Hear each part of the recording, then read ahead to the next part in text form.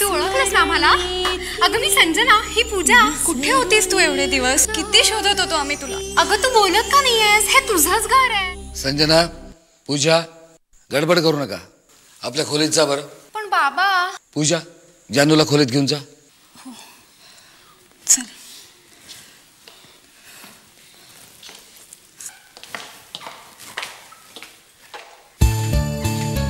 मी अनिरुद्धचा बाबा.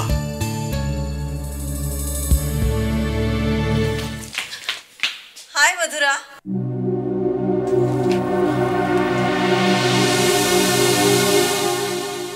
मधुरा, कशी आहेस तू?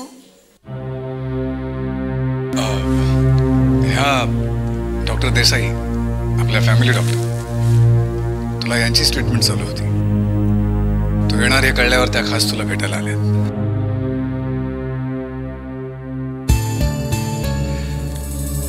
आणि ह्या आपल्या मामी सौदमयंती साठे. ओळखलंस ना मला मधुरा?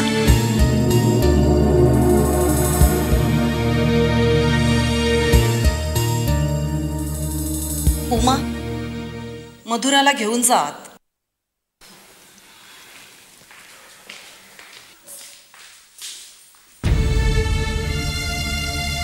जा मधुरा, ही सगळी आपलीच माणसं आहेत. तुला घाबरायचं काहीच कारण नाही. माझ्यावर विश्वास ठेव. जा.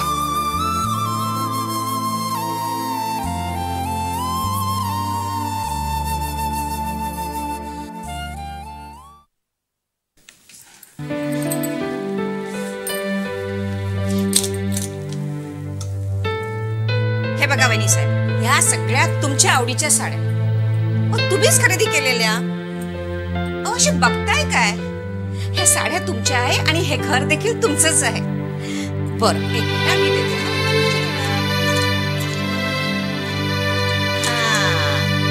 हे छान आहे आणि हे टॉवेल. चला आपण बाथरूम कडे जाऊ. या या. आता छानपैकी आंघोळ करा. मस्तशी साडी नेसून तयार. या.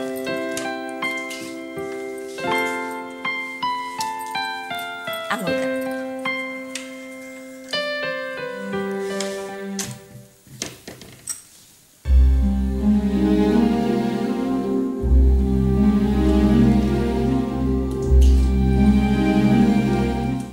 काय झालं? नाही, आंघोळ करताय ना?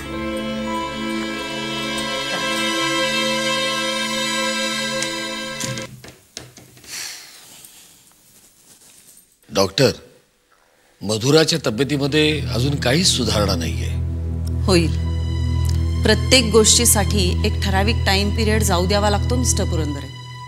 आणि सध्या तिची केस जरा जास्तच कॉम्प्लिकेटेड झाली आहे. कॉम्प्लिकेटेड म्हणजे त्या ॲक्सिडेंट नंतर इमिजिएटली तिला योग्य ट्रीटमेंट मिळाली असती तर आत्तापर्यंत आपल्याला प्रोग्रेस नक्कीच दिसला असता.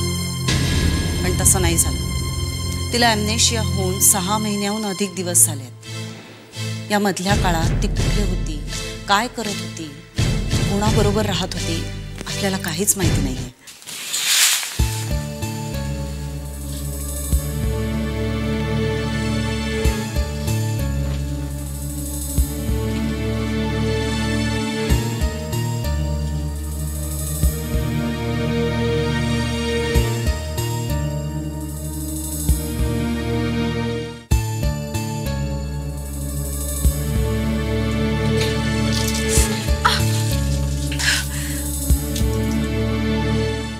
तिच्या मेंदूवरती असणाऱ्या पुसटच्या आठवणींवरही आता वेळेची धूळ साचली आहे.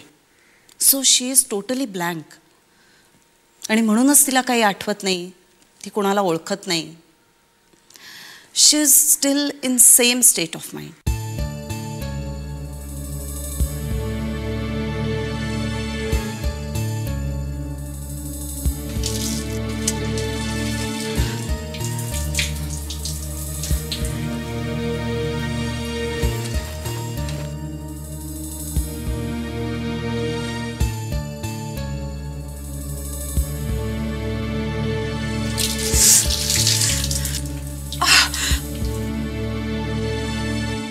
मग आता आपण करायचं काय?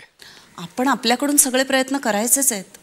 आपण तिची काळजी घ्यायची, तिची ट्रीटमेंट पुन्हा सुरू करायची. आणखी एक खबरदारी घ्यावी लागेल. ती पुन्हा इथून पळून जाता कामा नये. नाही, ती तुम्ही काळजीच करू नका, ती काळजी आम्ही घेऊ. आणखीन एक, तिचा प्रोग्रेस हळूहळू होईल. तिला हळूहळू सगळ्या गोष्टी आठवायला लागतील. तेव्हा तिला कोणीही बळजबरीने काही आठवून देण्याचा किंवा तिच्या मनावर बिंबवण्याचा प्रयत्न करू नका. अदरवाईज तिची केस अगदीच हाताबाहेर जाईल. तिला वेळही लागण्याची शक्यता आहे. So take care of it. Yes doctor.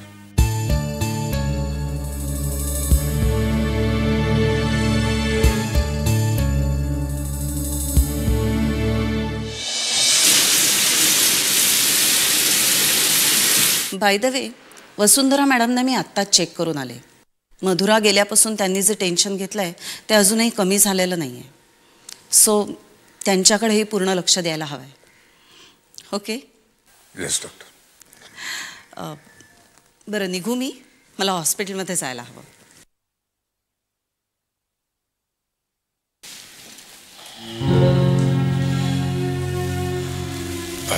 बाबा, आईला तुम्ही याबाबत काही सांगितले? नाही. का? आईला आत्ता लगेच सांगायचं का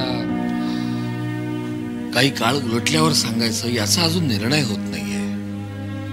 म्हणजे कसं आहे पहा, की आत्ता लगेच आईला जर सांगितलं आणि मधुराने जर तिला ओळखलं नाही तर या गोष्टीचा ती केवढा धसका घेईल कल्पना आहे ना.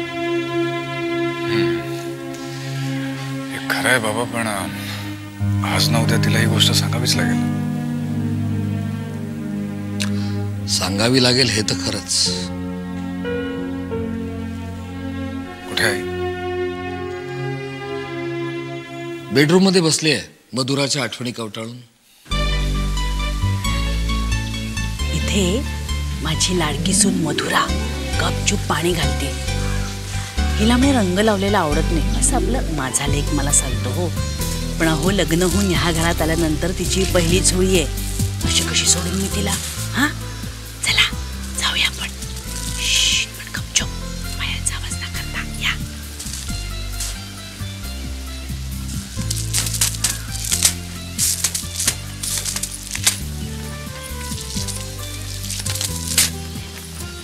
अगं मधुरा, काय करतेस तू इथे? आज चल ना, आम्ही सगळे किती छान गप्पा मारतोय. मी कुठे रंग लावायला आले? अगं मी तुला बोलवायला आले. सांगितलं की नाही मला सहन नाही. हो, डॉक्टरने सांगितलं. बघू कोण डॉक्टर, आपण त्याला फोन करूया आता. अरे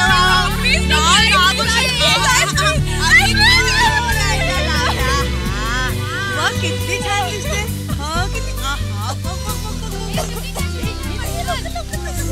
वरती बघ, वरती बघ, साडी माझी पाळती. आम्हाला पण आम्ही पाणी.